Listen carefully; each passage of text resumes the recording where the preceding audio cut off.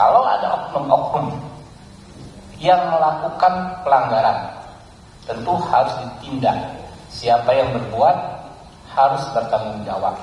Orang yang melakukan kesalahan ya harus mendapat hukuman yang setimpal dengan perbuatannya. Jadi berat ringannya hukuman, gradasinya itu harus paralel dengan berat ringannya kesalahan. Ya.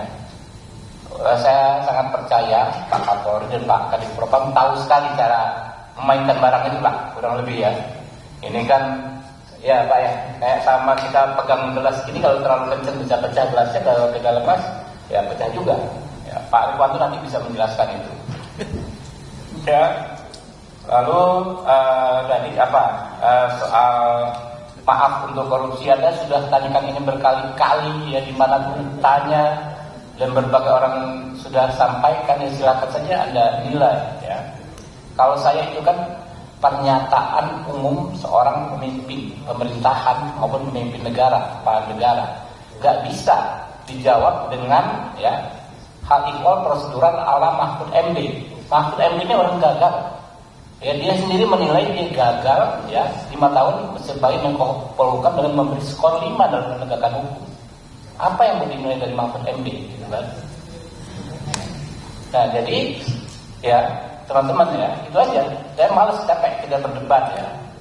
Gak mungkin Pak Prabowo itu menginstruksikan untuk mengabaikan berbagai peraturan perundang-undangan. Intinya adalah semua protokol hukum kita memang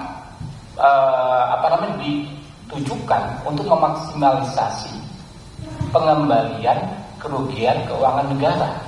Itu stressingnya. Gitu. Jadi yang diperdebatkan kalau pengembalian keuangan negara bagaimana orang dihukum, enggak gitu.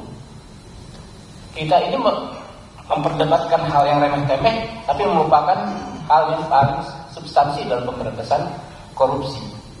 Tinggal saja para negara, kepolisian, kejaksaan, KPK menerjemahkan arahan Pak Prabowo itu sesuai dengan hukum dan perundang-undangan yang berlaku. Jadi Pak Mahfud jangan menghasut bahwa Pak Prabowo mengajarkan melanggar hukum dan lain sebagainya. Gitu. Oke?